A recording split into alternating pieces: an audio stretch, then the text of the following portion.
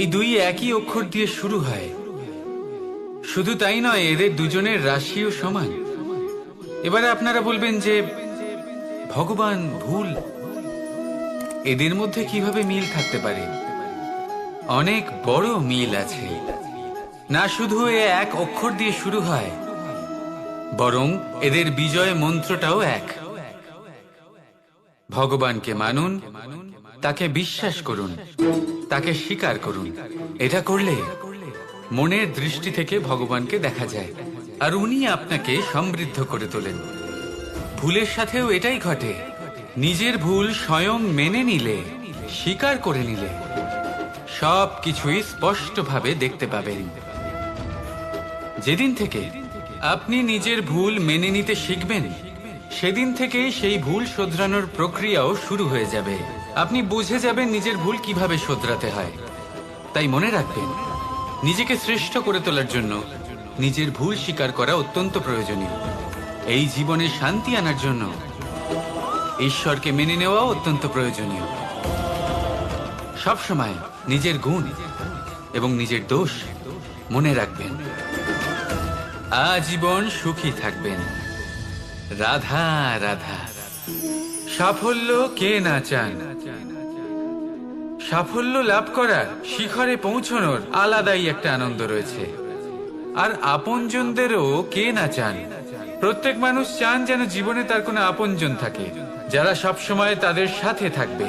কারণ আপনজনের সাথেই তো সাফল্যের আনন্দ সব থেকে বেশি পাওয়া যায়। কিন্তু আসলে কি হয়, অনেক সময় সাফল্যের খোঁজে সেই পথে চলতে চলতে আমরা আপনদের থেকে দূরে চলে যাই। না চাইতেও দূরে চলে যেতে হয়। ওনাদের সাথে সময় কাটাতে পারি না। আর আমরা ভুলে যাই যে সাফল্যের আসল আনন্দ আপনজনদের সাথেই পাওয়া যায়। সফল হওয়ার পরে আপনদের সাথে দেখা হলে তাদের চোখে আমাদের জন্য যে আবেগ থাকে, যে সম্মান, যে প্রেম থাকে, সেটাই হলো আসল পুরস্কার। আমরা সেই কথা ভুলে যাই এবং একা হয়ে পড়ি। বেশিরভাগ সময় এটাই হয়। বেশিরভাগ সময় সফল মানুষগুলি একা হয়ে যান। এবার আপনি কি চান? আপনি অসফল হয়ে দিনগুলি একাকিত্বে কাটাতে চান, নাকি সফল হয়ে আপনজনদের সাথে আনন্দে থাকতে চান? সেই সিদ্ধান্ত আপনার। সাফল্যের পেছনে ছুটুন, নিজেকে উজাড় করে দিন, কিন্তু আপনজনদের সঙ্গ ত্যাগ করবেন না। সেই আপনজন যারা আপনার সাফল্যের জন্য দায়ী, সেই আপনজন যিনি আপনার সাফল্যে আনন্দ পান, সুখ লাভ করেন, তাদের কখনো ত্যাগ করবেন না। আসুন আমার সাথে ভালোবেসে বলুন, রাধা রাধা। কখনো ভেবে দেখেছেন মানুষকেই এই সংসারে সর্বশ্রেষ্ঠ প্রাণী কেন বলা হয়? অন্য কোনো প্রাণীকে কেন নয়? শুধু কি এই জন্যই আমরা চিন্তা করতে পারি, আমাদের কাছে তীক্ষ্ণ বুদ্ধি রয়েছে, কোনো কিছু আবিষ্কার করতে পারি, সেই কারণেই? তা তো অন্য কোনো প্রাণীর কাছেও থাকতে পারে। এমন কিছু পশুও রয়েছে যাদের কাছে তীক্ষ্ণ বুদ্ধি আছে। তাহলে মানুষ কেন? কারণ মানুষের কাছে এমন কিছু রয়েছে যা অন্য প্রাণীর কাছে নেই। মানবতা। মানবতা, যা সর্বপ্রথম এগিয়ে যেতে চাইলেও যদি পথে কেউ ধাক্কা খেয়ে পড়ে যায়, তাকে আগলে রাখতেও জানে। মনে রাখবেন, আপনার সব থেকে বড় পরিচয় আপনার নাম, আপনার সম্পত্তি বা আপনার ধর্ম নয়। আপনার সব থেকে বড় পরিচয় হলো আপনার মানবতা। তাহলে সময় এলে পরে নিজের মানবতার পরিচয় দিন। অন্য মানুষকে সাহায্য করুন, অন্য প্রাণীকে সাহায্য করুন। একা একা পথ চলা হলো পশুদের প্রবৃত্তি। মানুষ হলেন তিনি যিনি অন্যের জন্য প্রাণও দিতে পারেন। মানুষ হলেন তিনি যিনি অন্য মানুষের প্রাণ বাঁচান। সেই মানবতাকে জাগিয়ে তুলুন আর এই জীবন বাঁচতে শুরু করুন। আর হ্যাঁ, আমার সাথে ভালোবেসে বলুন, রাধা রাধা। আত্মীয় স্বজন কারা হন? তারাই যারা সুখে দুঃখে পাশে থাকেন, তারা যারা বিপদের সময় আপনার পাশে এসে দাঁড়ান। এবার দেখুন, একটা প্রশ্ন করব আপনাদের। সব থেকে ঘনিষ্ঠ, আবশ্যক এবং গুরুত্বপূর্ণ আত্মীয় কারা, বিশেষ করে বিপদের সময়? কেউ বলবেন মাতা, কেউ বলবেন পিতা, কেউ বলবেন ভাই, বোন, ইত্যাদি ইত্যাদি। এবার ভাবুন, আপনি বড় হয়ে গেছেন, আপনি বাড়ি থেকে দূরে চলে গেছেন। পেট ভরানোর জন্য আপনাকে প্রত্যেকদিন চেষ্টা করতে হয়। এমন সময় যদি আপনার জীবনে বিপদ এসে পড়ে, তাহলে কখন আপনার খবর ওনাদের কাছে পৌঁছবে? কতক্ষণে ওনারা সাহায্য করতে আসতে পারবেন? এরকম এক সময় সব থেকে গুরুত্বপূর্ণ আত্মীয় হন আপনার প্রতিবেশী, কারণ তারাই সেই মুহূর্তে আপনার সব থেকে কাছে। আপনি কখনো পরীক্ষা করে দেখবেন, আপনার তার সাথে লক্ষ্য মতভেদ থাকলেও প্রতিবেশীকে কষ্টের মধ্যে দেখে সবার আগে সাহায্য করতে তারাই এগিয়ে আসেন। তাই প্রতিবেশীর সাথে সম্পর্ক ভালো রাখুন, শুধুমাত্র স্বার্থের জন্য নয়। এটা হলো শান্তিরও আধার। যদি এই সম্পর্ক ভালো থাকে, তাহলে না কথায় কথায় বিবাদ হবে, না মতান্তর। আর এই সুখী সম্পর্কের ছায়ায় মন প্রসন্ন হয়ে বলবে, রাধা রাধা। এই সংসারে মাতা পিতা তার সন্তানকে সব থেকে বড় উপহার কি দিতে পারেন? বৈভব, সুযোগ সুবিধা, বাড়ি, নাকি আশেপাশের পরিবেশ? এই সংসারে মাতা পিতা তার সন্তানকে সব থেকে বড় উপহার শিক্ষা দিতে পারেন, কিন্তু তার জন্য সময়ের প্রয়োজন হয়। এবার এই সময় অত্যন্ত অদ্ভুত। সময়ের ধারণা সবার রয়েছে। কখনো কখনো কিছু কঠিন সময় বরদানের মতো আমাদের সম্মুখে আসে। এরকম কোনো সমস্যার কথা যদি আমি বলি, যেমন যুদ্ধ, মহামারী, মহা অসুখ, এরকম সময়ে আমাদের কাছে যথেষ্ট সময় থাকে। এই সময় আমরা চিন্তা করি, ভয়ভীত হই, কে জানে কত সম্পত্তির ক্ষয়ক্ষতি হবে। এবার এই সময় কিভাবে কাটিয়ে ওঠা যায়? অশুভ চিন্তা তার মনের মধ্যে বাসা বাঁধে, সে বুঝতে পারে না সে কি করবে। আমি বলবো, চিন্তা ত্যাগ করুন, এই ভয়কে ত্যাগ করুন। আর মনে রাখুন একটা গুরুত্বপূর্ণ কথা, যে ঈশ্বর আপনাকে বরদান দিয়েছেন যাতে আপনি নিজের কর্তব্য পূর্ণ করতে পারেন। কর্তব্য, নিজের পরিবারকে সময় দেওয়া, নিজের সন্তানকে শিক্ষা দেওয়া। তাদের সাথে বসুন, কথাবার্তা বলুন, আলোচনা করুন। কিছু কথা তারা বলবে, কিছু আপনি বলবেন, কিছু আপনি শিখবেন, কিছু তারা শিখবে। তাদের সাথে খেলা করুন, তাদের সাথে পূর্বপুরুষের গল্প করুন। এইসব করলে তাতে না শুধু তাদের ভবিষ্যৎ উজ্জ্বল হবে, বরং আপনিও সন্তুষ্টি পাবেন। ভয়ভীত হবেন না।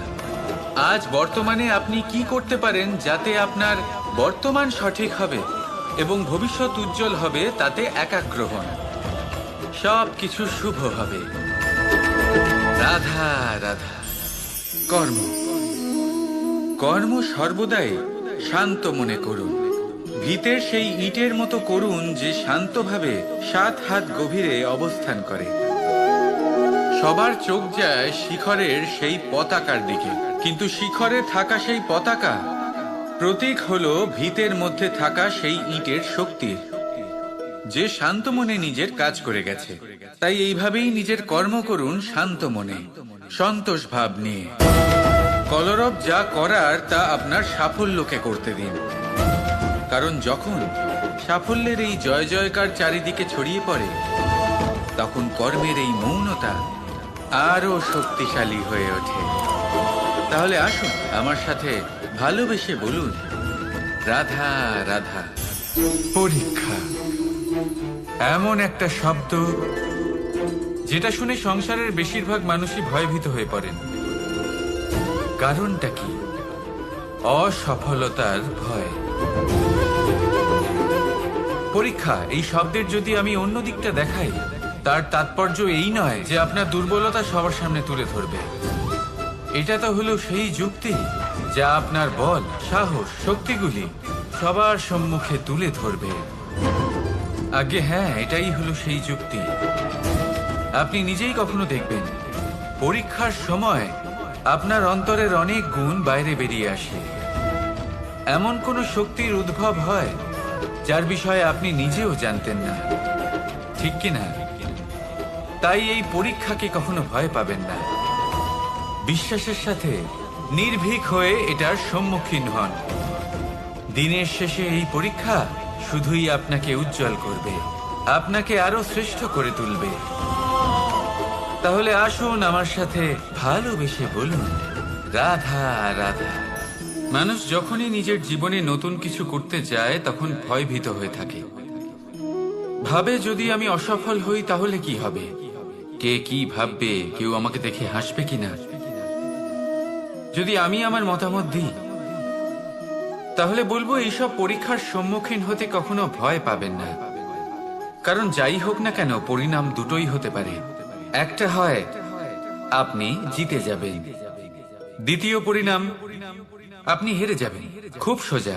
যদি জিততে পারেন আপনি সবাইকে নেতৃত্ব দিতে পারবেন, কিন্তু যদি আপনি হেরে যান তাহলে আপনার কাছে সেই অভিজ্ঞতা থাকবে যা দিয়ে আপনি আগামী প্রজন্মের পথপ্রদর্শক হবেন। এবার ভাবুন, এই অভিজ্ঞতা দ্বারা আপনি কাউকে সাহায্য করছেন যা দিয়ে সে নিজের স্বপ্ন পূরণ করতে পারবে। খুব পুণ্যের বিষয় এটা। একটা সহজ কথা জেনে রাখুন, জয় হোক বা পরাজয় দুটো একই দিকে নিয়ে যায়, আর সেটা হলো জয়ের দিকে। শুধু নিজের দৃষ্টিভঙ্গি শুভ করে তুলুন আর নিজের পরীক্ষাগুলিকে সীমিত করে তুলবেন না। নিজের এই সীমাগুলিকে আহ্বান জানান, নিজের ব্যক্তিত্বকে বিশাল করে তুলুন, শক্তিশালী করে তুলুন। আর আমার সাথে ভালোবেসে বলুন, রাধা রাধা। এই জীবন, এই জীবন দেখতে গেলে কিন্তু খুবই কঠিন। এই জীবন কি করি হে নারায়ণ, এটাকে একটু সহজ কি করে করে তোলা যায়, এই প্রশ্নই তো আসছে মনে। এর উত্তর স্বয়ং সেই মানুষের মধ্যেই লুকিয়ে, তার সিদ্ধান্তে, তার নির্বাচনের মধ্যে লুকিয়ে। এবার জীবনের যে কঠিন সময়গুলো থাকে সেগুলো সেই প্রসঙ্গের মতোই হয়। যেমন ধরুন, আপনি হাঁটছেন হাঁটছেন আর হঠাৎ করে পায়ে কাঁটা ফুটে গেল। এবার আপনি কি করবেন? এমনও ব্যক্তি আছেন যারা সেই কষ্টের কারণে, সেই কষ্ট পাওয়ার ভয় পিছিয়ে আসেন। এমনও কিছু ব্যক্তি থাকেন যারা সেই আঘাতে নিরাময় করার জন্য সময় নষ্ট করবেন। কতটা জানি না। এমনও কিছু ব্যক্তি থাকতে পারেন যিনি হয়তো সেই কাঁটাকে তুলে নিয়ে তার ব্যবহার গজালের মতো করবেন, তাকে দেওয়ালে পুঁতে একটা সুন্দর ছবি লাগাবেন যাতে সেই দেওয়াল আরো সুন্দর দেখতে মনে হয়। এটাই জীবনের সাথেও হতে পারে।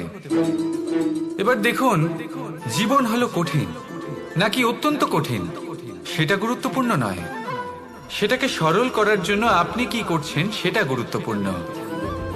জেনে রাখুন, আমরা সবাই মরণশীল, আমাদের সবার মৃত্যু হবে। প্রত্যেককেই এক না একদিন অবশ্যই মরতে হবে, ভরে উঠবে। আর এই প্রসন্নতাই আপনি বলবেন, রাধা রাধা। আমরা সব সময় চাই যে এই সংসার আমাদের জ্ঞানী বলবে, বুদ্ধিমান বলবে, বুঝদার বলবে, কিন্তু মূর্খ মূর্খ যেন কেউ না বলে। মূর্খ শব্দটা আমরা কেউ শুনতে চাই না, দূরে পালাতে থাকি। কিন্তু একটা সত্যি সবার কাছে অজানা, যে মূর্খ হওয়া হলো বুদ্ধিমান হওয়ার দিকে সর্বপ্রথম পদক্ষেপ। আপনি যত খুশি দিগ্গজ জ্ঞানী মানুষদের সাথে আলাপ করুন, যত ইচ্ছে কথা বলুন, যতই জ্ঞানের কথা আলোচনা করুন, অভিজ্ঞতা মূর্খ হবার পরেই পাওয়া যায়, তাই নয় কি? মূর্খ হবার পরে আপনি এটা বুঝতে পারবেন যে কি করা উচিত নয়। জ্ঞানী ব্যক্তি আপনাকে এটা বলবেন যে কি করা উচিত। আর এই সংসারে কি করা উচিত তার থেকেও অনেক বড় জ্ঞান হলো কি করা উচিত নয়। সেই জন্য সব সময় মনে রাখবেন, আপনার করা কিছু ভুল, আপনাকে যদি কেউ মূর্খ বানিয়ে থাকে, ছল চাতুরি করে থাকে, তাহলে কোনো ব্যাপার নয়, এটা শেষ পর্যন্ত আপনাকে আরো বুদ্ধিমান করে তুলবে। এই মুহূর্তে ধন্যাত্মক থাকুন, এই সংসার আপনাকে অবশ্যই জ্ঞানী বলবে। রাধা রাধা। অনেক ব্যক্তির মনে একটা প্রশ্ন জাগে আমাকে আর রাধাকে নিয়ে। বলেন যে না আমি আর রাধা একসাথে থাকি, না আমাদের বিয়ে হয়েছে, আমি এখানে দ্বারকাতে, ও ওখানে বর্ষণাতে, তাও এত ভালোবাসা কি করে? এ কেমন সম্পর্ক? আমি তাদের একটা সহজ কথা বলতে চাই। আপনি কখনো আয়নার দিকে দেখেছেন? নিজের দুই চোখের দিকে তাকিয়ে জিজ্ঞাসা করুন, এই দুই চোখ একসাথে কেন বন্ধ হয়, একসাথে কেন খোলে, একসাথে কেন ঘুমোয়, একসাথে কেন কাঁদে? আজীবন কোনো এক মানুষের সাথে সম্পর্ক রাখা অবশ্যই সম্ভব, তাদের সাথে দেখা না করে। আমার আর রাধার ভালোবাসাও কিছুটা এরকমই, আর কিছুটা এরকমই হয় ভালোবাসা দুই নয়নের মতো, যারা কখনোই মিলিত হবে না, কিন্তু চিরকালের জন্য একসাথে জুড়ে থাকবে। এই অনুভূতি নিঃস্বার্থ হয়, আর এই নিঃস্বার্থ ভালোবাসা আপনাকে আনন্দের পথে অগ্রসর করে। জীবনে সবসময় নিঃস্বার্থভাবে ভালোবাসুন, শুধুমাত্র আনন্দই পাবেন। তাহলে আসুন আমার সাথে নিঃস্বার্থভাবে ভালোবেসে বলুন, রাধা রাধা। কথায় বলা হয়, জীবনে ভালোবাসাই হলো সুখের মূল। এটা সত্য। এবার প্রশ্ন হলো এটাই যে এই ভালোবাসা কার সাথে করা উচিত। যদি আপনি কিছুক্ষণের জন্য সুখ পেতে চান, তাহলে ভালোবাসুন নিজের রুচি মতো। যদি আপনি কিছুদিনের জন্য সুখ পেতে চান, ভালোবাসুন নিজের বন্ধুদের।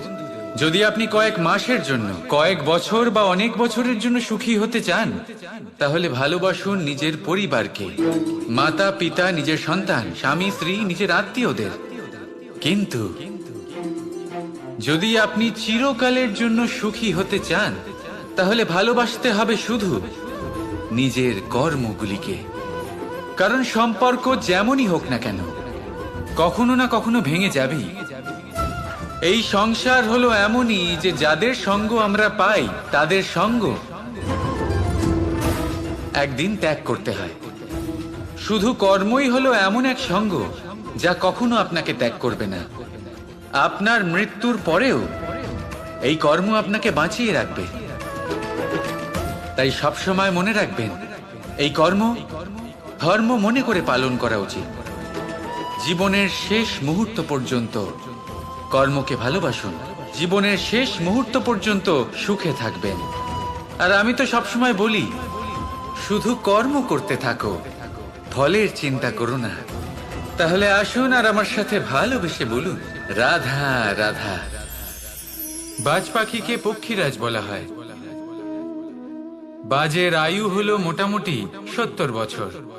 এবার 40 বছর হতে হতেই ওদের পালক লম্বা এবং ভঙ্গুর হয়ে যেতে থাকে।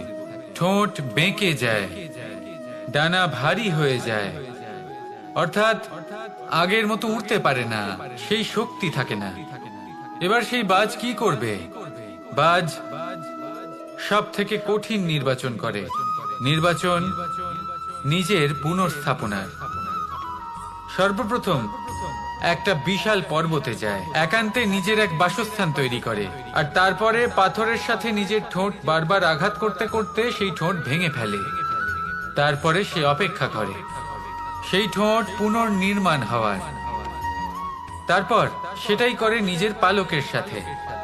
তারপরে নিজের ডানা থেকে এক এক করে ভারী পালকগুলো ছিঁড়ে ফেলে দেয়। আর তারপর 150 দিনের এই যন্ত্রণা সহ্য করার পরে ও ফিরে পায় নিজের ওড়বার অনন্য ক্ষমতা, সেই শক্তি। আর তারপরে ও জীবনের পরবর্তী 30 বছর বাঁচে। কি বুঝলেন আপনি? যদি ইচ্ছে শক্তি থাকে, তাহলে একজন দুর্বলও শক্তিশালী হতে পারে। আপনিও এটাই করুন, নিজের অতীতের যন্ত্রণার বোঝাগুলিকে ত্যাগ করুন, আর কল্পনার খোলা আকাশে উন্মুক্ত হয়ে উড়ে বেড়ান। নিজের পুনর্স্থাপনা করুন, তবেই সর্বশ্রেষ্ঠ হতে পারবেন। আর মনে রাখবেন, এই ছোট ছোট পদক্ষেপই বড় বড় শিখরে পৌঁছে দিতে পারে। তাহলে আসুন আর আমার সাথে ভালোবেসে বলুন, রাধা রাধা।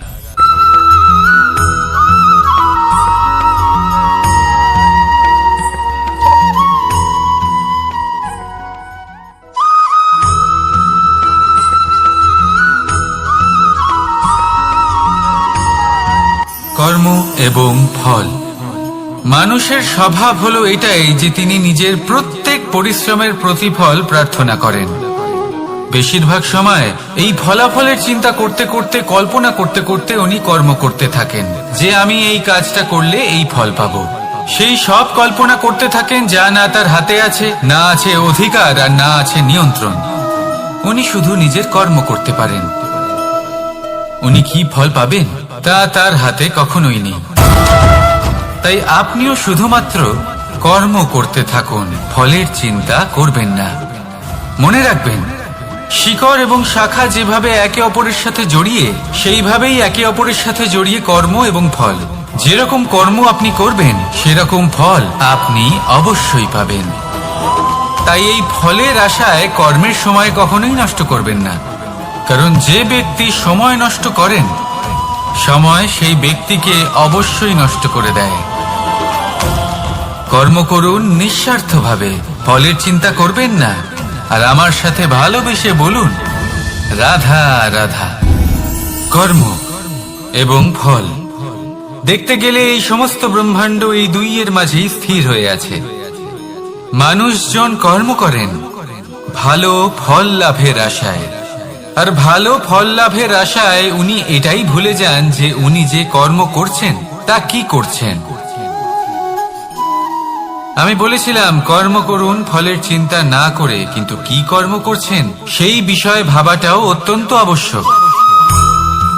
নয়তো অনেক সময় আমরা এমন কর্ম করে ফেলি যা না চাইতেও বিষে পরিণত হয়, যা হয়েছে দুঃশাসনের সাথে, দুর্যোধনের সাথে, গুরু দ্রোণের সাথে।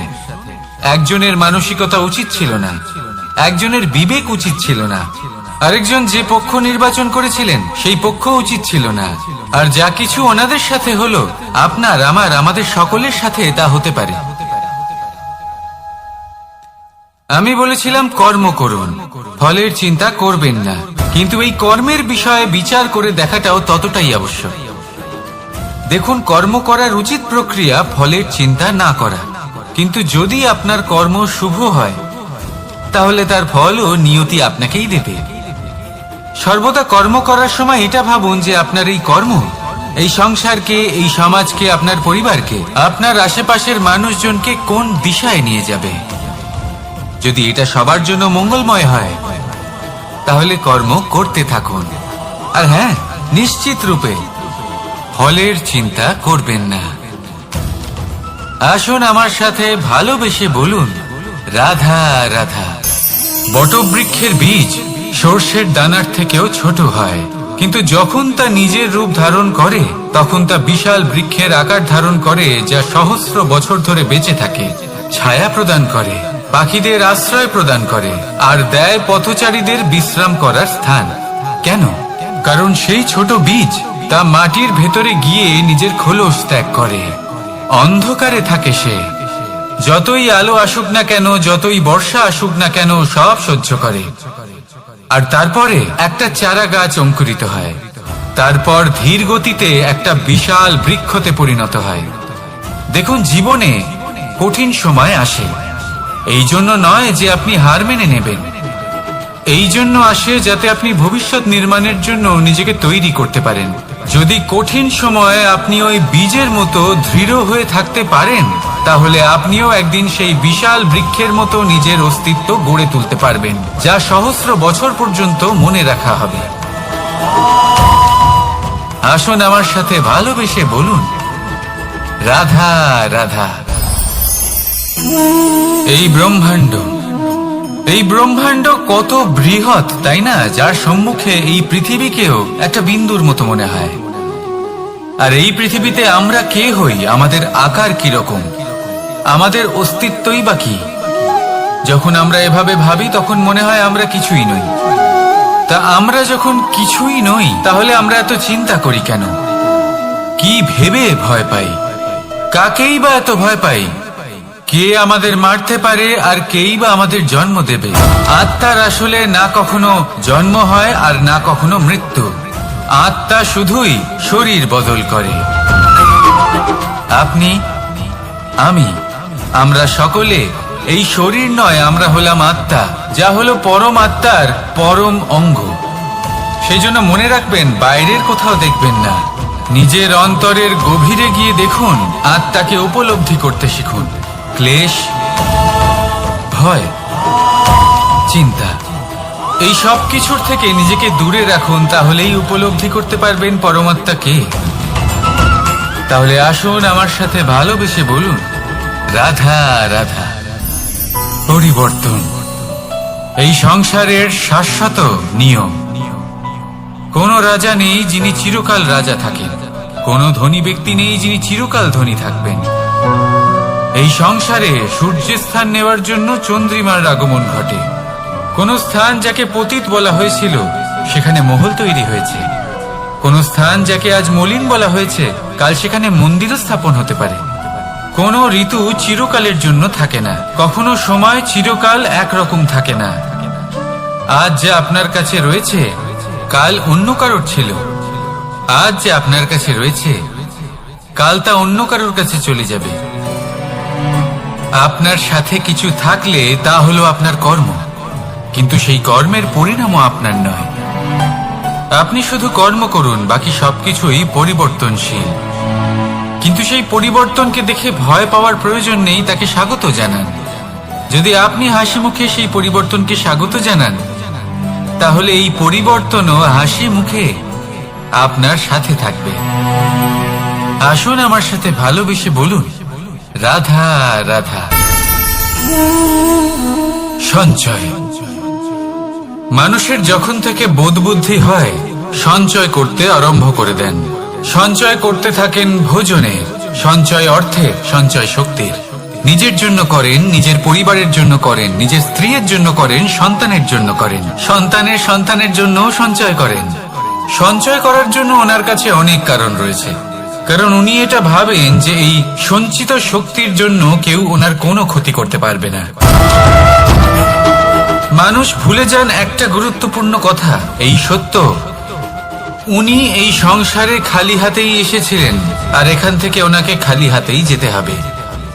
যা এখানকার তা এখানেই থেকে যাবে। আর যদি কিছু ওনার সাথে যায় তা হলো ওনার কর্ম, আর কিচ্ছু নয়। তাই যদি কিছু অর্জন করতে চান তাহলে শুভ কর্ম অর্জন করুন, আত্মশক্তি অর্জন করুন, কারণ পরলোকে এটাই হবে আপনার সম্পত্তি। তাহলে কি এটা আপনি অর্জন করতে চান না? আসুন আর আমার সাথে ভালোবেসে বলুন, রাধা রাধা। সদিচ্ছা। দেখতে গেলে 3 অক্ষরে তৈরি এই শব্দ, কিন্তু সমস্ত ত্রিলোক তার উপরই আধারিত। আপনি এই সংসারে এসেছেন, তখন অবশ্যই শ্বাস নেবেন, কিন্তু তার বদলে আপনাকে কিছু তো দিতেই হবে। আপনার উপর নির্ভর করছে আপনি কি দেবেন। কি দেবেন এই সংসারকে, এই সমাজকে, নিজের পরিবারকে, আর তার বদলে কি নেবেন? যশ নাকি অপযশ? দেখুন, এক ছিল রাবণ, যে কিনা সমুদ্র পার করলো সীতাকে অপহরণ করার জন্য, আর এক ছিলেন রামচন্দ্র, যিনি সমুদ্র পার করেছিলেন, সেতু বানিয়ে গিয়েছিলেন সীতাকে ফিরিয়ে নিয়ে আসার জন্য। দুজনেই সমুদ্র পার করেছিলেন, শুধু পার্থক্য ছিল সদিচ্ছাকে বোঝার, লক্ষ্যের। অনেক মানুষের যাত্রা একরকম হতেই পারে, কিন্তু আনন্দ তখনই লাভ করবেন যখন লক্ষ্য শুভ হবে, মহান হবে। এই লক্ষ্য দিয়ে এই সংসারের কল্যাণ হবে এবং মানুষের সম্মান হবে। যদি আপনার সংকল্প উচিত হয় তাহলে আপনার লক্ষ্য উচিতই হবে, নয়তো শুধুমাত্র বিনাশ হবে। আর উচিত এটাই হবে যে বিনাশের হাত থেকে যেন নিজেকে বাঁচানো যায়, কি বলেন? তাই জীবনে যে লক্ষ্য স্থির করছেন মনে রাখবেন তা যেন শুভ লক্ষ্য হয়। যদি এরকম হয় তাহলে আপনার যাত্রা, আপনার জীবন দুটোই শুভময় হবে। আসুন আর আমার সাথে ভালোবেসে বলুন, রাধা রাধা। সুরক্ষা। এই সুরক্ষা আসলে কি? এটা কি কোনো কবচ নাকি কোনো সীমা? এই সুরক্ষা আসলে অন্য কিছু। আমাদের মাতা পিতা, আমাদের প্রিয়জন, আমাদের বন্ধু, এই সমাজ, আমাদের শুভাকাঙ্ক্ষী, আমাদের আত্মীয়, এনারা সবাই আমাদের জীবনে কোনো না কোনো ভাবে সুরক্ষা দিয়ে থাকেন, একটা কবচ দিয়ে থাকেন কোনো না কোনো রূপে। কিন্তু দেখতে গেলে আমাদের পরাক্রমের পথে আমাদের বীরত্বের পথে, আমাদের সাহসের পথে এই সুরক্ষাই সব থেকে বড় বাধা হয়ে দাঁড়ায়। একবার ভেবে দেখুন, যদি আপনি কোনো সুরক্ষাই না পান, বা যদি আপনি এই সুরক্ষা ভেঙে বাইরে আসতে পারেন, তাহলে আপনার বীরত্ব চরম সীমায় পৌঁছে যায়। কেন? কারণ তখন আপনি জানেন যে এই সংসারের সম্মুখীন আমাদের নিজেদেরই হতে হবে। আপনি বুঝে যান যে শত্রুর সম্মুখীন এবার নিজের বলের দ্বারা, নিজের পরাক্রমের দ্বারা, নিজের সাহসের দ্বারা করতে হবে। আর তখন আমাদের মনের মধ্যে এই শক্তি জাগ্রত হয়। এই শক্তি অন্তরেই বসবাস করে। শুধু এটা চিনে নিতে হবে, একে জাগ্রত করতে হবে। আর এটা সুরক্ষা ভেঙে যাওয়ার পরেই সম্ভব হয়। আর যারা নিজের শক্তি সম্পর্কে জানেন, যিনি নিজেই জানেন তিনি কতটা শক্তিশালী, তিনি নিজেই নিজের সুরক্ষা কবচ চিরকালের মতো ভেঙে ফেলে দেন, ঠিক কর্ণের মতো। আর তারপরে দেখুন, আপনার পরাজয় হোক বা বিজয়ী হোক না কেন, সেটাই অনেক বড় হয়, সেটাই প্রশস্ত হয়ে থাকে। সেই জন্য ত্যাগ করুন নিজের ভয়কে, নিজের আশেপাশের এই সুরক্ষা চক্রকে ভেঙে ফেলুন, আর সম্মুখীন হন এই সংসারের নিজের শত্রুর সম্মুখীন হন। পরাক্রমের এই অঙ্কুর, তা অঙ্কুরিত হওয়ার জন্য বীজের উপরের এই কবচ, এটা ভেঙে যাওয়া অতি আবশ্যক। আসুন আমার সাথে ভালোবেসে বলুন, রাধা রাধা। যখন আমরা হাঁটতে থাকি আর আমাদের পায়ে কাঁটা বিঁধে যায়, তখন মুখ দিয়ে আহ বেরিয়ে আসে, কান্না চলে আসে, আর অনেক সময় অভিশাপও বেরিয়ে আসে। কিন্তু আমরা কি কখনো এটা এইভাবে দেখেছি, এইভাবে ভেবেছি যে আমরা যে পথে চলেছি সেই পথে কাঁটা বিঁধেছে, নাকি আমরা সেই পথ নির্বাচন করেছি যাতে শুধুই কাঁটা রয়েছে? নাকি আমরা এভাবে ভেবে দেখেছি যে এই কাঁটা আমাদের কষ্ট দিতে এসেছে, নাকি এটা আমরাই বিছিয়ে রেখেছিলাম? সাবধান থাকা উচিত ছিল, কারণ কাঁটা বিঁধলে যন্ত্রণা হবে, চিৎকার করে ফেলতে পারি, মুখ থেকে অভিশাপও বেরিয়ে আসতে পারে। কিন্তু এই অভিশাপ শুধুমাত্র আমাদের তরফ থেকে অভিশাপ হয়, সামনের ব্যক্তিটির উপরও নির্ভর করে। এবার সেই ব্যক্তি যদি এমন হয় যে ফুল আর কাঁটা এই দুই সমানভাবে গ্রহণ করতে পারে, তার কাছে অভিশাপও বরদানে পরিণত হয়। শেষ পর্যন্ত ব্যাপারটা দাঁড়ায় ভাবনা, চিন্তা, দৃষ্টিভঙ্গির উপর। কারণ আপনার এই ভাবনাই সত্যি হয়ে সামনে আসে। সেই জন্য এই ভাবনা, চিন্তা, মানসিকতাকে গুরুত্ব সহকারে দেখবেন। এই বিবেচনা নিয়ে বিবেচনা করতে শিখুন। আমার কথার অর্থ হলো যে জীবনে যখন এরকম কিছু একটা ঘটবে, তখন ভেবে দেখুন যে এরকম কেন হলো। আপনি কি এমন কোনো কর্ম করেছিলেন যার কর্মফল এটা? এমন কোনো কাজ যা অনুচিত ছিল, অসত্য ছিল, যা অভদ্রতার কারণ ছিল?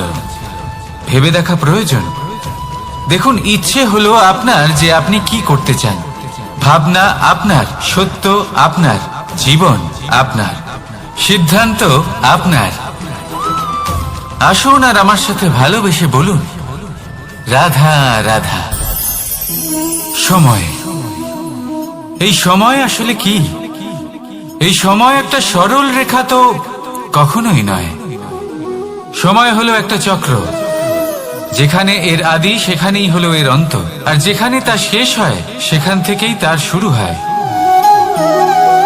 এই সময় একটা অত্যন্ত বিচিত্র চিন্তা, বিচিত্র ভাবনা, একটা বিচিত্র বস্তু যা কেউ বুঝতে পারেন না।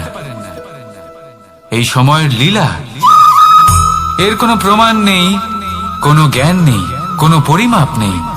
শুধু এটুকু আমরা জানতে পারি, যেখানে শেষ হবে সেখান থেকে একটা নতুন সূচনাও হবে। যা আজ আপনার কাছে আছে, কাল অন্য কারোর কাছে যাবে, তারপরে তার কাছ থেকেও অন্য কারোর কাছে যাবে, তারপরে তার থেকেও ছিনিয়ে নেওয়া হবে।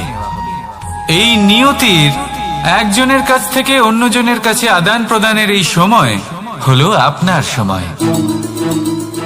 এই সময়ের সদ্ব্যবহার করুন, এই সময়কে বাঁচুন। আপনাকে শুধু এটাই সুনিশ্চিত করতে হবে যে আপনি কোন পক্ষে আছেন। আর সত্যি বলতে কি, আপনার জীবনের পরিণাম নির্ভর করে আপনার নির্বাচনের ওপর। আপনি কোন পক্ষ নির্বাচন করছেন। তাহলে মনে রাখবেন, জীবনে সেই পক্ষই নির্বাচন করবেন যা চয়ন করার পরে আপনি সুখ অনুভব করবেন, আপনি সন্তোষ লাভ করবেন, প্রসন্নতা লাভ করবেন। আর আমি এটাই সুনিশ্চিত করব যে এই পক্ষ যেন শান্তির পক্ষ হয়, এই পক্ষই যেন প্রেমের পক্ষ হয়। তাহলে চিন্তা করবেন না, আর আসুন আমার সাথে ভালোবেসে বলুন, রাধা রাধা। দৃষ্টি আর দৃষ্টিভঙ্গি, এই সমগ্র লীলা হলো এই দুইয়ের। বিচিত্র হতে পারে, কিন্তু এটাই সত্যি। এবার আপনাকে একটা উদাহরণ দিয়ে বোঝাই। অনেক সময় আপনি কোনো ব্যক্তিকে এটা বলতে শুনবেন যে আমি আমার নিজের উপরে গর্ব করি, আমি নিজেকে নিয়ে গর্ব করি, আমি খুব ভালোভাবে আমার মা বাবার সেবা করি, ওনাদের আমি সবসময় সুখী রাখি, ওনাদের আমি একটা বাড়ি দিয়েছি, সকল সুখ সুবিধা দিয়েছি, ওনাদের জীবনে প্রত্যেক জিনিস দিয়েছি আর দেব যা তাদের প্রয়োজন। এবার আমাকে বলুন যে আপনি কে হন। আপনি হলেন সেই বীজ যা আপনার মাতা পিতা রোপণ করেছেন। আপনার মা বাবাই আপনাকে এই সংসারে জন্ম দিয়েছেন। এবার এইসব কথার কি তাৎপর্য? এই হলো সেই ব্যক্তির দৃষ্টিভঙ্গি। এবার দেখা যাক এই প্রকৃতি আমাদের কি শেখায়। কখনো কোনো গাছকে দেখবেন, যখন সেই গাছে ফল আসে, সে মালিকে এটা বলে না যে দেখো আমি তোমাকে ফল খেতে দিচ্ছি। সেই বৃক্ষ এটা বলে না যে দেখো আমি তোমায় আহার করতে দিচ্ছি, কারণ ও জানে যে এটা হলো সেই মালির পরিশ্রম, এটা হলো তারই কর্মের ফল, আর এটা তারই পাওয়া উচিত। সে বলে যে তোমার জিনিস তোমাকেই অর্পণ করলাম, এ আমার জিনিস নয়। ও জানে সেই মালির গুরুত্ব আসলে কি। এটা হলো তার দৃষ্টিভঙ্গি। সেই জন্য আপনি জীবনে কোন ব্যক্তির মধ্যে, কোন পশু পাখির মধ্যে, কোন প্রাণীর মধ্যে, কোন পরিস্থিতিতে, কোন আবেগের মুহূর্তে কি দেখতে পাচ্ছেন, সেটা আপনার দৃষ্টিভঙ্গির উপরে নির্ভর করছে। তাই নিজের মনে ধন্যাত্মক ভাব জাগ্রত করুন, শুভ চিন্তা নিয়ে আসুন। এই ভাবনাই সত্য হয়ে সামনে আসবে। এই দৃষ্টিভঙ্গি এমন হয়ে যাবে যে আপনার জীবনে সবকিছুই শুভ হবে। তাহলে আসুন আর আমার সাথে ভালোবেসে বলুন, রাধা রাধা। প্রতিশোধ অথবা কাউকে দুঃখ দেওয়ার ভাবনা, যদি এটা আপনার মনে থাকে, তাহলে আপনি নিজের মনেই যন্ত্রণার একটা বিশাল বৃক্ষ রোপণ করছেন, এটা মনে রাখবেন। কারণ কাউকে দুঃখ দেবার এই ভাবনা, এটা হলো সেই বীজ যা আপনার মনেই পতিত হবে, আপনার মনেই অঙ্কুরিত হবে, আর আপনার মনেই একটা বিশাল বৃক্ষরূপে বেড়ে উঠবে। জীবন আপনার, কর্ম আপনার, কাউকে দুঃখ দেবার ভাবনা আপনার ছিল, এই বৃক্ষ হলো আপনার, তাই এর ফলও আপনিই পাবেন, যা গ্রহণও আপনাকেই করতে হবে। মনে রাখবেন, যে মানুষ এটা ভাবে যে আমি ওকে দুঃখ দেব, ওকে কষ্ট দিতে চাই আমি, সেই মানুষই দুঃখ আর কষ্ট পেয়ে থাকে।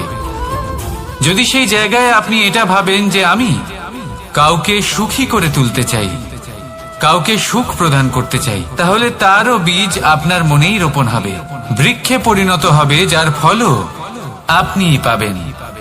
এখানে বিষয়টা হলো শুধু মানসিকতার চিন্তা, যা সত্য হয়ে আপনার সামনে আসে।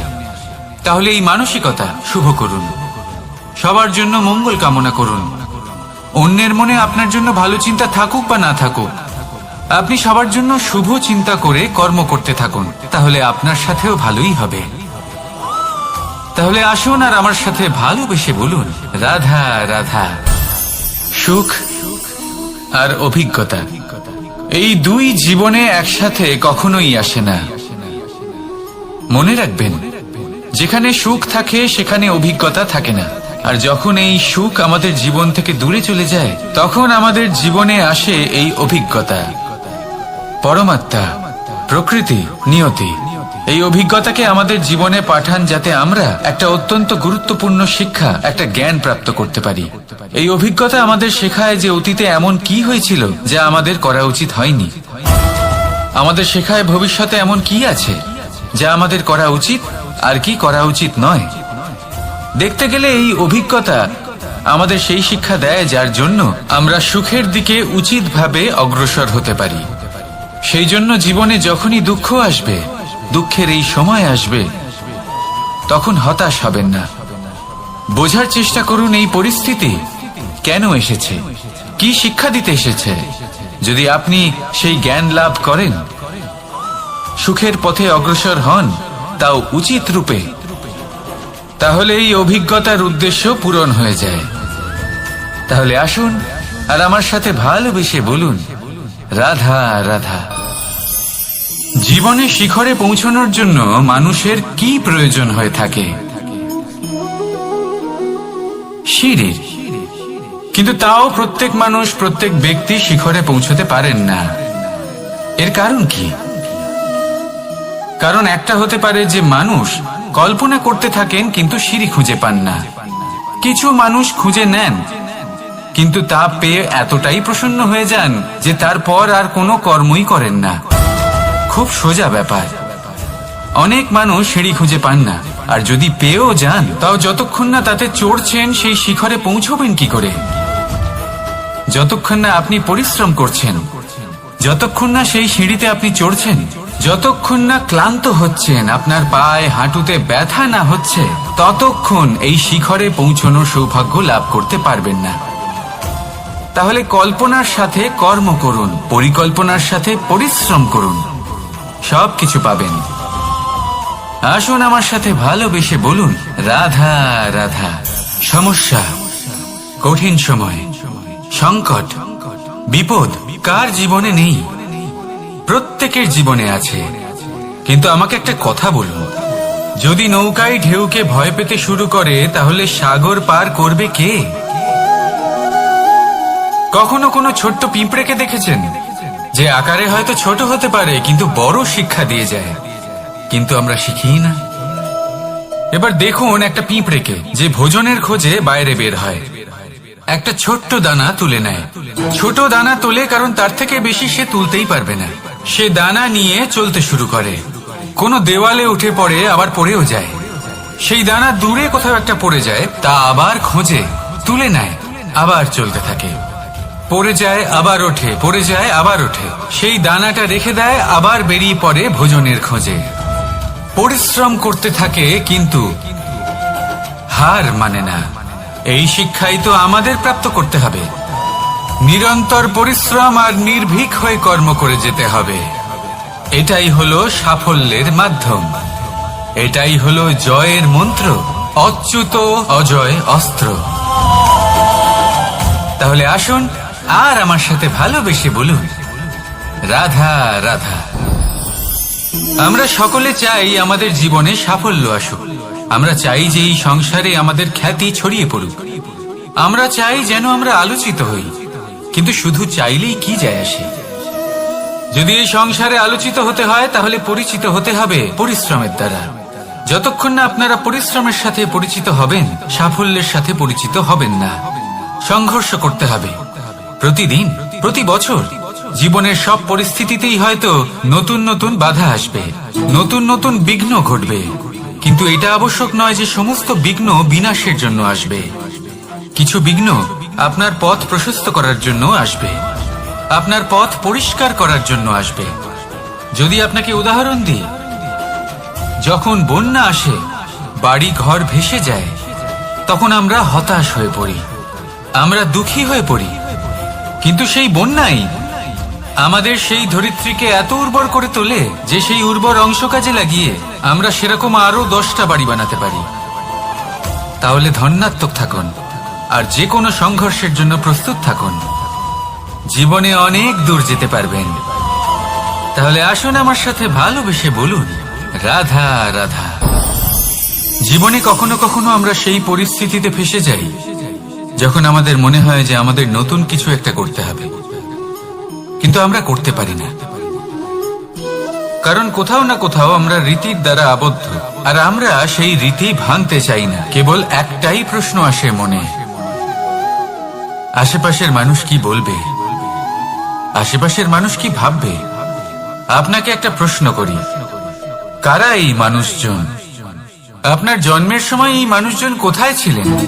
যখন আপনি কোনো সমস্যায় পড়েন তখন এই মানুষজন কোথায় থাকেন? এগিয়ে এসে কি আপনাকে সাহায্য করেন, নাকি সেই সমস্যার সমাধান আপনি নিজেই করেন? এইসব মানুষজনের চিন্তা ত্যাগ করুন যদি আপনি জীবনে বাঁচতে চান। ভেবে দেখুন জীবনে কি কি শুভ আছে আর কি কি শুভ করতে পারেন। যদি তা স্রোতের বিপরীতে হয় তাহলে সংঘর্ষ করুন, কিন্তু এইসব মানুষজনের কথা ভাববেন না। ভেবে দেখুন জীবনে আপনি কি কি শুভ কাজ করতে পারেন। এটা ভাবুন যে আপনি কখনো এমন কোনো কাজ করে ফেলেননি তো যার জন্য কারো হৃদয় আহত হয়েছে। শুভর দিকে নিজের চিন্তা কেন্দ্রীভূত করুন, আপনার জীবনে সবকিছু শুভই হবে। তাহলে আসুন আমার সাথে ভালোবেসে বলুন, রাধা রাধা।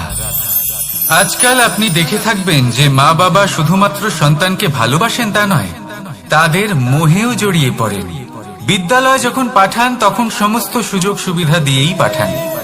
চেষ্টা করেন যে সবসময় যেন সন্তান তাদের চোখের সামনেই থাকে, কিন্তু ভুলে যান এক অত্যন্ত গুরুত্বপূর্ণ কথা, যে সন্তানকে এক নতুন দৃষ্টিভঙ্গি দেওয়াই হলো ওনাদের কর্তব্য। সেই জন্য পুরাতন কালে শিষ্যদের গুরুকুলে পাঠানো হতো, বাড়ির থেকে দূরে। কারণ বাড়ি ছেড়ে যাওয়া এক সন্তানের জন্য, এক শিষ্যের জন্য অত্যন্ত শুভ লক্ষণ হয়।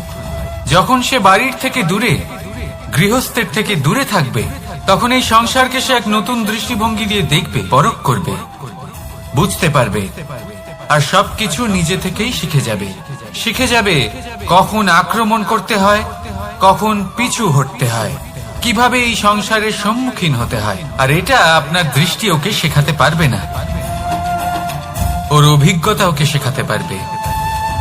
তাই মনে রাখবেন, যদি আপনি চান যে আপনার সন্তানের বিকাশ হোক, তাহলে অনেক সময় ওকে নিজের থেকে দূরে নিয়ে যেতে হয়।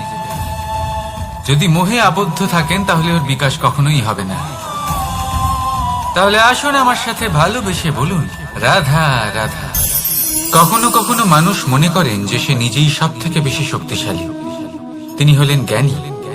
দেখুন, এটা ভালো ব্যাপার যে আপনার মধ্যে শক্তি আছে, জ্ঞান আছে, আর এটা শুধু আপনার জন্য নয়, এই সমস্ত সমাজের জন্য, দেশের জন্য, সমগ্র পৃথিবীর জন্য অত্যন্ত আবশ্যক। কিন্তু এই কথাটাও বোঝা অত্যন্ত আবশ্যক যে এই জ্ঞান যেন কখনো অহংকার না হয়ে ওঠে। যখন মানুষের মধ্যে জ্ঞান থাকে তখন সে রাম হয়ে ওঠে। রাম, যিনি সমুদ্রের বুকে সেতু বানিয়েছিলেন, বানর সেনার দ্বারা রাক্ষস রাজকে পরাজিত করেছিলেন, আর চিরকালের জন্য সবার কাছে আদর্শ হয়ে উঠেছিলেন। আর যদি মানুষের মনে অহংকার জন্মায় তাহলে সে রাবণ হয়ে ওঠে। দেশে বিদেশে যতই খ্যাতি থাকুক না কেন, সে রাক্ষস হয়ে ওঠে, নিজের সাথে সাথে সমস্ত কুলের বিনাশ করে বসে। এবার জ্ঞান নাকি অহংকার, আপনার কি চাই সেই সিদ্ধান্ত আপনার, আর আপনার এই সিদ্ধান্তই নিশ্চিত করবে যে আপনার কর্ম কি হবে, আর আপনার এই কর্মই নিশ্চিত করে দেবে আপনার প্রারব্ধ কি হবে। তাহলে শুভ কর্ম করুন আর আমার সাথে ভালোবেসে বলুন, রাধা রাধা। কোনো বাগানের কোনো বৃক্ষকে দেখেছেন যেখানে সুগন্ধি ফুল থাকে, রসালো ফল থাকে, তখন মন প্রফুল্ল হয়ে ওঠে, মন থেকে সেই বৃক্ষের প্রতি ভালোবাসা জন্মায়। কিন্তু যিনি বাগানের মালিক, শুধুমাত্র তিনিই জানেন যে কিভাবে এই বৃক্ষকে আগলে রাখতে হয়, কিভাবে তার পরিচর্যা করলে এতে সুন্দর সুগন্ধি ফুল হবে, রসালো ফল হবে। কখনো কখনো প্রয়োজনের থেকে বেশি রোদ পেলে এই বৃক্ষগুলি শুকিয়ে যায়, প্রয়োজনের থেকে কম রোদ পেলেও এই বৃক্ষ কিন্তু শুকিয়ে যায়। প্রয়োজনের থেকে কম জল যদি পায়, এই বৃক্ষ শুকিয়ে যেতে পারে। প্রয়োজনের থেকে অতিরিক্ত জল যদি পায়, তখনও এই বৃক্ষের শিকড়গুলি নষ্ট হয়ে যেতে পারে। এবার এটাই কিন্তু আমাদের সংসারের সাথেও হয়। আমাদের সংসারের সকল প্রতিভাশালী ব্যক্তি, যেমন লেখক, বিচারক, প্রবক্তা, যোদ্ধা, এদের সবার ক্ষেত্রে এই কথাটাই প্রযোজ্য। যদি বেশি প্রশংসা করা হয় তাহলেও এরা হারিয়ে যাবেন। প্রয়োজনের থেকে বেশি যদি নিন্দা করা হয় তখনও তারা নত হয়ে পড়বেন।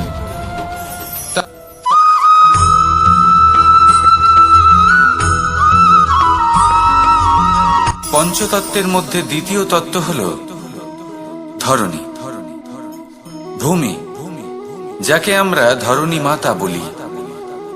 এই ধরণী ধৈর্য ধারণ করে, আর এর ওপরেই আমাদের সমগ্র সংসার নির্ভরশীল। কারণ এই ভূমি সহ্য ক্ষমতা রাখে, এর সহ্য ক্ষমতা হল অপরিসীম। সন্তান যতই আঘাত প্রদান করুক না কেন, প্রেম পূর্বক সহ্য করে, আর তার বদলে অমূল্য রত্ন প্রদান করে। সন্তান যদি হাল চালায়, তাহলে তার বদলে তাকে অন্ন প্রদান করে। এটাই হলো ধরণী। এবার এর থেকে আমরা কি শিক্ষা পেতে পারি? এটাই যে কারোর জন্য কিছু করা বা কাউকে কিছু দেওয়া মনে কোনো কামনা ছাড়াই। আর এই কথাটা বুঝে যান, যদি কারোর জন্য কামনা না রেখে বা কোনো পাওয়ার আশা না রেখে কারোর জন্য কিছু করেন বা কারোকে কিছু দেন, যদি এটা আপনি শিখতে পারেন, তবে আপনি ভালোবাসতে শিখে গেছেন। আর সেই জন্যই এই ধরিত্রীকে মাতা বলা হয়। কারণ মাতা শুধু উনি নন যিনি গর্ভে সন্তানকে ধারণ করেন, মাতা তো উনিও যিনি জীবন বাঁচতে শেখান, যিনি জীবন বাঁচার উদাহরণ প্রদান করেন। তাহলে ধরণীর থেকে এই নিঃস্বার্থ ভাব শিখুন, নিঃস্বার্থ ভালোবাসা শিখুন, আর এই ভালোবাসার সাথেই বলুন রাধা রাধা।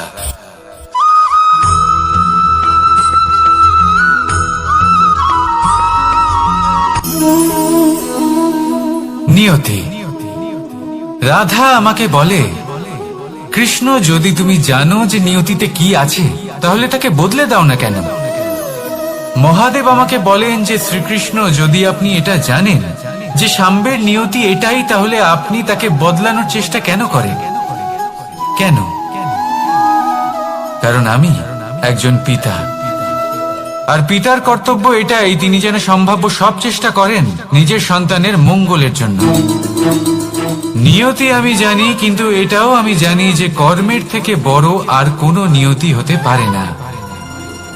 অভিজ্ঞতাও রয়েছে যে কর্মের হাতে নিয়তির এই চক্র বদলে যেতে পারে। তাই জীবনে যদি আপনার কখনো এমন মনে হয় যে এটা তো অসম্ভব, তখনও চেষ্টা করা কখনোই ছাড়বেন না। কে বলতে পারে আপনারই কর্মের কোনো এক বীজ হয়তো নিয়তির চাকায় আটকে গেল, আর নিয়তিকে নিজের পথ পাল্টাতে হলো, ঠিক কিনা? সেই জন্য নিয়তিকে ভাগ্য মেনে নিয়ে চুপ করে বসে থাকবেন না। নিজের নিয়তি স্বয়ং নিজের কর্মের দ্বারা নির্ধারিত করুন, কারণ আপনার এই কর্মের ওপরেই আপনার অধিকার রয়েছে। আর এই অধিকারকে নিয়তি অনেক সময় সম্মানও করে। তাহলে আসুন আর আমার সাথে ভালোবেসে বলুন রাধা রাধা।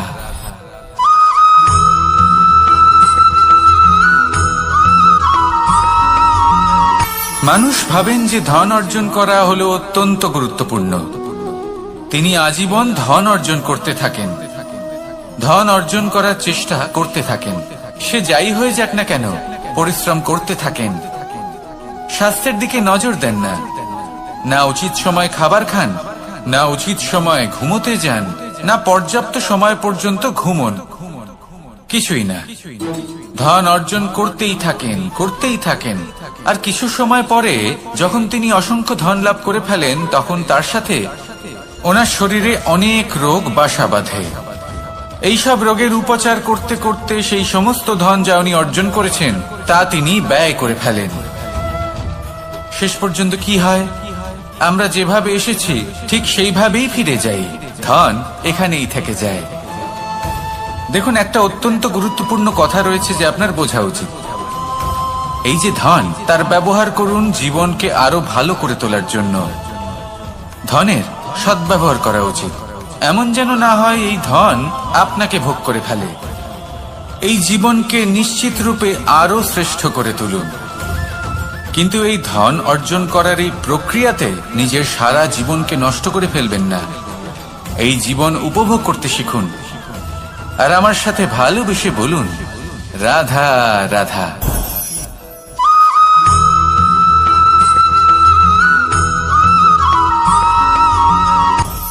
আপনি কখনো পর্বতের শিখরে উঠেছেন? আপনি দেখতে পাবেন পর্বতের পদতলে প্রচুর সুন্দর ফুল রয়েছে, সবুজ বনানী রয়েছে। যত আপনি ওপরে উঠতে থাকবেন তত ফুল কমতে থাকবে, সবুজ বনানী কমতে থাকবে। আরো কিছুটা ওপরে উঠলে কাঁটা জাতীয় গাছ দেখতে পাবেন, শুকনো গাছ দেখতে পাবেন। আরো যদি ওপরে ওঠেন তাহলে পাষাণ দেখতে পাবেন। আরো ওপরে উঠলে হিমখণ্ড দেখতে পাবেন। এই যে পর্বত, তা মনুষ্য জীবনের সব থেকে উত্তম উদাহরণ। মানুষ যখন সাফল্যের শিখরে পৌঁছতে চান, মহানুভবতার শিখরে পৌঁছতে চান, পথে যত আস্তে আস্তে উপরে উঠতে থাকেন ততই ভৌতিক বস্তু তার থেকে বিচ্ছিন্ন হতে থাকে। যদি তিনি সেই ভৌতিক বস্তুগুলি ত্যাগ না করতে পারেন তাহলে কখনোই সেই স্থানে পৌঁছতে পারবেন না। আর মানুষ যদি উচিত ত্যাগ করতে পারেন, পথে অগ্রসর হতে থাকেন, এগোতে থাকেন, তাহলে একদিন না একদিন তিনি মহানুভবতার, জ্ঞানের, সাফল্যের হিমের স্বাদ অবশ্যই লাভ করবেন। মনে রাখবেন, মানব জীবনে ত্যাগ হলো অত্যন্ত গুরুত্বপূর্ণ অংশ। আসুন আমার সাথে ভালোবেসে বলুন, রাধা রাধা।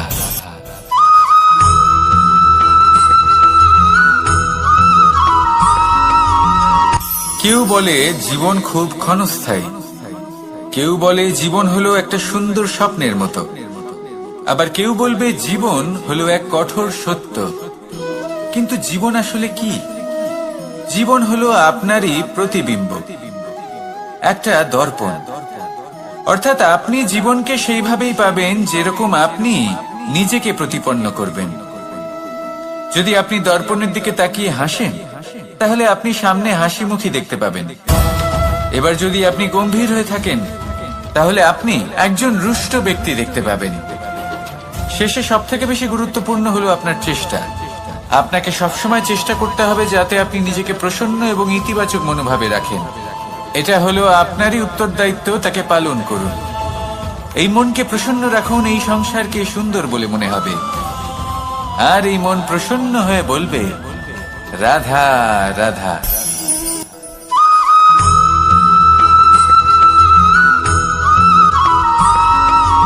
আমাদের শরীর প্রকৃতির সর্বশ্রেষ্ঠ রচনা।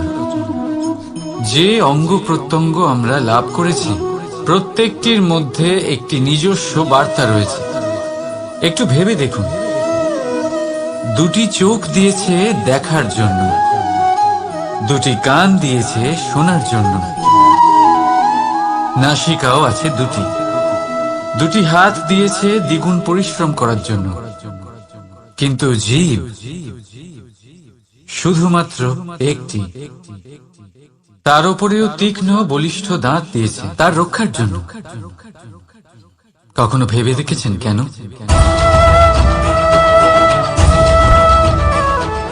কারণ শব্দ আর শব্দের প্রয়োগ মানুষের সবচেয়ে বড় অস্ত্র, যার প্রয়োগ যত ভেবে চিন্তে করা যায় মানুষ তার জীবনে ততটাই উপরে উঠতে পারে।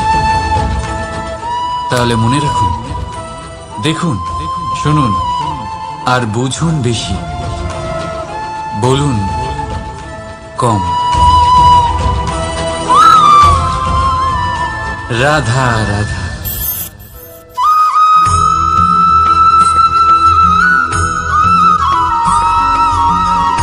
জীবন কিসের উপর নির্ভরশীল? ধনের ওপর, বৈভবের অনুভব যদি আপনি করতে চান তাহলে তা পাবেন শুধু একতার দ্বারা, সংগঠনের দ্বারা। যদি আপনাকে উদাহরণ দিই, নিজের এই হাতটাকে দেখুন, 5টা আঙুল রয়েছে। কোনো একটা বস্তুকে নিজের একটা আঙুল দ্বারা তুলে ধরার চেষ্টা করে দেখুন, বড়ই কষ্ট হবে। তখন আপনি বুঝতে পারবেন যখন এই 5টি আঙুল একত্রিত হয় তখন কোনো কাজ কতটা সহজ হতে পারে। এটাই হলো শক্তি, একতার। সব থেকে ভালো উদাহরণ যদি আপনাকে দিই তাহলে বাঁশি। এই বাঁশি থেকে অত্যন্ত মধুর সুর নির্গত হয় যা সবার মন প্রসন্ন করে দেয়। এই কথা সত্যি, কিন্তু এই বাঁশি আমি একটা বা দুটো আঙুল দিয়ে বাজাতে পারবো না। আমাকে প্রত্যেকটা আঙুল ব্যবহার করতেই হবে, তবেই এর থেকে মধুর সুর নির্গত হবে যা সকলকে প্রসন্ন করবে। ঠিক কিনা? ঠিক এইভাবেই যদি আপনি চান যে আপনার জীবনরূপী বাঁশি থেকেও মধুর সুর নির্গত হোক বা সবার মনকে প্রসন্ন করে তুলুক, তাহলে আপনাকেও জীবনে একতা নিয়ে আসতেই হবে। আপনি একাও কর্ম করতে পারেন, পথ চলতেও পারেন, সামনেও এগোতে পারেন, সাফল্যও লাভ করতে পারেন। কিন্তু যখন সকলে একসাথে এগোবেন, সেই পথে চলবেন, সেই কর্মই করবেন, তখন লক্ষ্যে অবশ্যই পৌঁছবেন, সাফল্য অবশ্যই লাভ করবেন। কিন্তু সেই সাফল্য এবং তার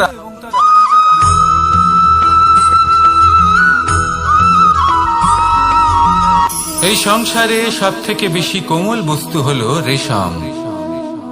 এই রেশম এতটাই কোমল হয় যে এর পুরো একটা থান শুধুমাত্র একটা হাতে ধরা সম্ভব। কখনো ভেবে দেখেছেন এই রেশম কিভাবে হয়? একটি কীট তার লালার দ্বারা উৎপন্ন হয়। এই কীট সেই রেশমকে পাক দিতে থাকে, পাক দিতেই থাকে, আর আস্তে আস্তে তার মধ্যেই জড়িয়ে পড়ে। শেষে ওর এই সুন্দর অমূল্য সৃষ্টি রেশমের এই সুতো, তার নির্মাণ কার্য পূর্ণ হয়। কিন্তু তাতেই ও নিজে বন্দী হয়ে যায়। নিজেরই মায়াজালের এই বন্দী গৃহে নিজেই ফেঁসে যায়। এবার এই সুতোকে ব্যবহারযোগ্য করে তোলার জন্য এই কীটগুলিকে এই কবচের সাথেই ফুটন্ত জলে ফেলে দেওয়া হয়। এই সংসারে যদি আমাদের স্বপ্ন এই সংসারের দুঃখ হরণ করার জন্য, এই সংসারে সুখ বিতরণ করার জন্য হয়, তবেই আমাদের প্রগতি সম্ভব। যদি আমাদের এই স্বপ্ন শুধুই আমাদের এবং আমাদের স্বার্থ সিদ্ধির জন্য হয়, তাহলে এই স্বপ্ন আমাদের অন্ধ করে দেবে, আমাদের অন্ধকারের পথে নিয়ে যাবে, আর আমরাও সেই কীটের মতো হয়ে যাব। নিজেদেরই মায়াজালে আমরা নিজেই ফেঁসে যাব। আর শেষে আমরা যদি কিছু লাভ করি, তা হবে একাকিত্ব, অন্ধকারময় মৃত্যু। তাই স্বপ্ন অবশ্যই দেখুন, কিন্তু এমন ভাবে স্বপ্ন দেখবেন না যে তার এই বন্দিগৃহে আপনি নিজেই ফেঁসে গেলেন। স্বপ্ন দেখুন পরোপকারে।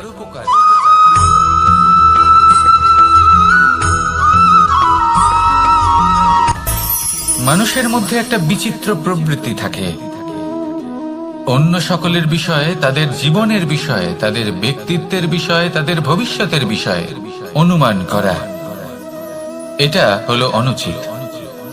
কারোর অতীতকালকে দেখে লোকে ভবিষ্যৎ বলে দিতে পারেন, বর্তমানকে দেখে ভবিষ্যতের বিষয়ে অনুমান করে ফেলেন। উদাহরণ দিতে হলে বলবো, কোনো দাসকে দেখুন, ওকে দেখে লোকে বলে যে ওর ভবিষ্যৎ সেটাই হতে পারে, অনুমান করে ফেলেন। আর এই রাজাকে দেখুন, উনি তো কত সুখী হবেন, উনি তো জগতের সব থেকে অধিক সুখী মানুষ, কত সুখ সুবিধা আছে ওনার কাছে, ধারণা করে ফেলেন। তবে সত্য তো এটাই যে কারোর ব্যক্তিত্বের বিষয়ে, তাদের ভবিষ্যতের বিষয়ে আপনি পূর্ণ সত্য কখনোই বলতে পারবেন না, শুধু অনুমান করতে পারবেন। আর এই অনুমান করে সত্যি কোনো লাভ হয় না, কারণ এই কাল সেটা হলো অত্যন্ত শক্তিশালী। কালো থেকে কালোতর কয়লাকেও হিরেতে পরিণত করতে পারে, অনেক বড় বড় রাজাকেও বিদূষক বানিয়ে ফেলতে পারে এক মুহূর্তেই। তাহলে আপনি অনুমান করে কি লাভ? কি পেলেন অনুমান করে? সেই জন্য কারোর বিষয়ে কোনো অনুমান করবেন না, তার ভবিষ্যতের বিষয়ে অনুমান করতে যাবেন না, কারোর বিষয়ে কোনো ধারণা করে নেবেন না। কিছু করতে হলে ভালোবাসুন, সবার মধ্যে ভালোবাসা ছড়ান, সবার মধ্যে ধন্যাত্মক ভাব ছড়ান। এই মন প্রসন্ন হয়ে বলবে, রাধা রাধা।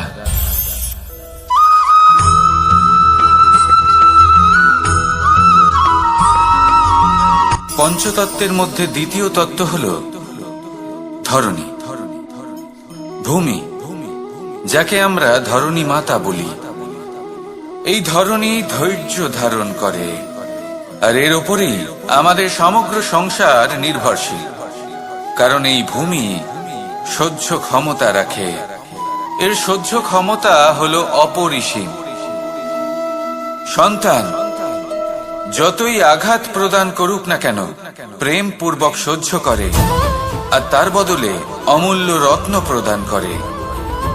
সন্তান যদি হাল চালায়, তাহলে তার বদলে তাকে অন্ন প্রদান করে। এটাই হলো ধরণী। এবার এর থেকে আমরা কি শিক্ষা পেতে পারি? এটাই যে কারোর জন্য কিছু করা বা কাউকে কিছু দেওয়া মনে কোনো কামনা ছাড়াই। আর এই কথাটা বুঝে যান, যদি কারোর জন্য কামনা না রেখে বা কোনো পাওয়ার আশা না রেখে কারোর জন্য কিছু করেন বা কারোকে কিছু দেন, যদি এটা আপনি শিখতে পারেন তবে আপনি ভালোবাসতে শিখে গেছেন। আর সেই জন্যই এই ধরিত্রীকে মাতা বলা হয়, কারণ মাতা শুধু উনি নন যিনি গর্ভে সন্তানকে ধারণ করেন, মাতা তো উনিও যিনি জীবন বাঁচতে শেখান, যিনি জীবন বাঁচার উদাহরণ প্রদান করেন। তাহলে ধরনীর থেকে এই নিঃস্বার্থ ভাব শিখুন, নিঃস্বার্থ ভালোবাসা শিখুন, আর এই ভালোবাসার সাথেই বলুন রাধা রাধা।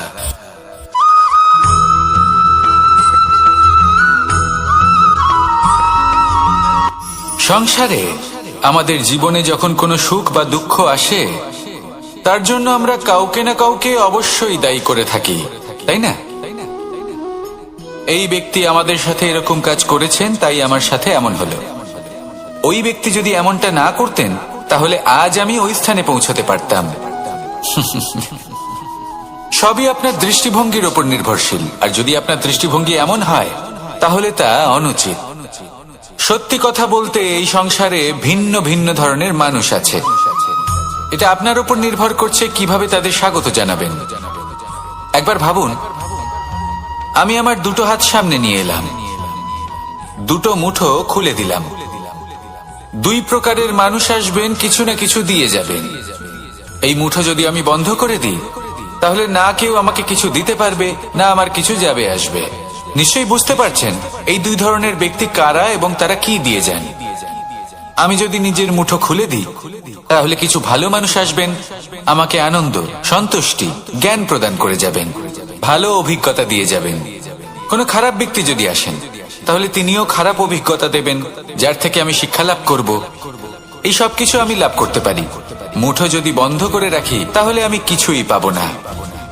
দেখুন, এই সংসারে প্রত্যেকের জীবনে এরকম, প্রত্যেকের জীবনে সবকিছুই আছে, ভালো খারাপ দুই মানুষই আছে, ভালো অভিজ্ঞতা আছে, খারাপ অভিজ্ঞতা আছে। নির্ভর করছে আপনার উপর যে আপনি কি করবেন, এনাদের স্বাগত কিভাবে জানাবেন, কার থেকে কি বুঝবেন, কি শিখতে পারবেন, আর কোন দৃষ্টিভঙ্গি নিয়ে অগ্রসর হবেন।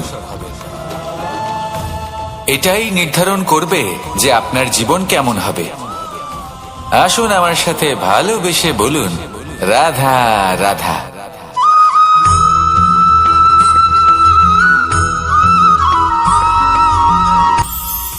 এটা হলো ধান গাছ। এর থেকে যে চাল উৎপন্ন হয় তা মানুষ গ্রহণ করেন। আর এটা কি? এ হলো জংলি ঘাস। একবার ভেবে দেখুন, যদি এই জংলি ঘাস ধান গাছের আশেপাশে থাকে তাহলে কি হবে? ধান উৎপন্ন হতে পারবে? তা উৎকৃষ্ট হতে পারবে? আমরা কি তা গ্রহণ করতে পারবো? কখনোই নয়। এই জংলি ঘাস ধানকে নষ্ট করে দেবে, কিন্তু নিজে জীবিত থাকবে। এটাই হলো আজকের শিক্ষা। এই সংসারে যদি আপনি নীতির পথে চলতে চান, উচিত কর্ম করতে চান, সংসারকে সেবা করতে চান, তাহলে জংলি ঘাসের মতো ব্যক্তিদের থেকে সবসময় দূরে থাকতে হবে। সেই ব্যক্তি যারা দুর্নীতি এবং মিথ্যা দ্বারা পরিপূর্ণ, যাদের ব্যবহার অশুভ, যাদের অনেক অশুভ গুণ রয়েছে, তারা সঠিক নয়। সেই সকল ব্যক্তি যাদের চরিত্র অত্যন্ত দুষ্ট হয়, তারা হয় শুভ চরিত্রের ব্যক্তিকে একদম নষ্ট করে দেয়, নয় নিজের মতো বানিয়ে তোলে। তাই যদি আপনি নীতির পথে চলতে চান, এই সংসারের জন্য শুভ কর্ম করতে চান, তাহলে সেই সঙ্গ লাভ করুন যে সঙ্গ জ্ঞানে পরিপূর্ণ, যাদের মধ্যে অনেক গুণ আছে, যাদের থেকে প্রতিদিন কিছু শিখতে পারবেন। এমন ব্যক্তির সাথে জীবন অতিবাহিত করুন। দুরাচারীদের থেকে দূরে থাকুন। তবেই এই মন প্রসন্ন হয়ে বলবে রাধা রাধা।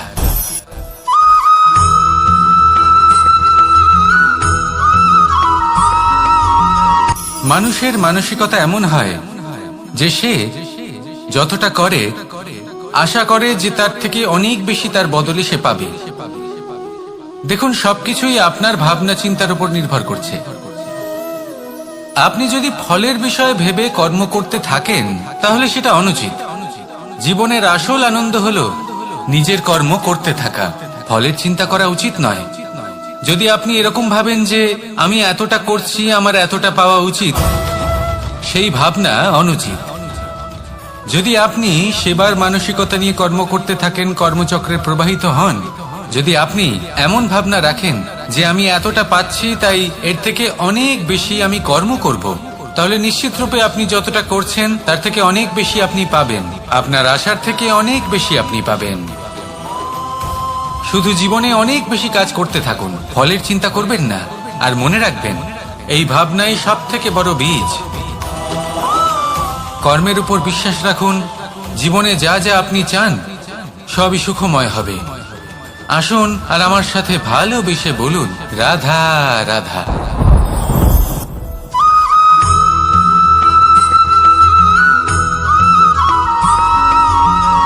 আপনি কখনো কোনো বাজকে নিজের বাসা বানাতে দেখেছেন? এই বাজ যখনই কোনো বাসা বানায় তখন উঁচু গাছের ডালে বা কোনো পর্বতের শিখরে বাসা বানায়, অনেক উচ্চতায়। আর সেখানে তার সন্তানও জন্মগ্রহণ করে। যখন এই সন্তানেরা জন্মায় তখন এই বাজ খুবই ভালোবেসে এবং খুব সাবধানে এদের পালন পোষণ করে। নিজের ঠোঁট দিয়ে তাদের ঠোঁটে খাবার পরিবেশন করে। কিন্তু যেই সেই সন্তানেরা হৃষ্টপুষ্ট হয়ে যায় এবং সেই কথা বাজ নিজে বুঝতে পেরে যায়, সেই বাজ নিজেই সেই বাসা ছিন্ন ভিন্ন করে দেয়। সেই সন্তান যাদের সবেমাত্র ডানা গজিয়েছে, কিভাবে উঠতে হয় তারা জানে না, সেই সন্তানগুলিকে উচ্চতা থেকে ঠেলে দেয়। সেই সন্তান প্রথমে ভয়ভীত হয়ে যায়। তারা সামনে মৃত্যুকে দেখতে পেয়ে ভয়ের কারণে তাদের ডানা ঝাপটাতে থাকে। আর সেই প্রক্রিয়াতেই সেই সন্তানগুলি উড়তে শুরু করে দেয়। এবার এই ঘটনায় আমরা কি শিক্ষা পেতে পারি? এটাই, যদি আপনি মাতা পিতা হন তাহলে নিজের সন্তানকে অবশ্যই স্নেহ করুন, কিন্তু তাদেরকে নিজের আঁচলের তলায় বেঁধে রাখবেন না। যদি আপনি চান আপনার সন্তান জীবনে উন্নতি করুক, তাহলে নিজের মুঠো থেকে তাদের স্বতন্ত্র করে দিন। এই সংসারে সংঘর্ষ করতে দিন। সেই সন্তান নিজেই বুঝতে পারবে যে জন্মের সময় পাওয়া ডানা কি করে ব্যবহার করতে হয়। আর আপনার চোখের সামনে আপনার সন্তান এই আকাশে উড়তে থাকবে। তাহলে আসুন আমার সাথে ভালোবেসে বলুন, রাধা রাধা।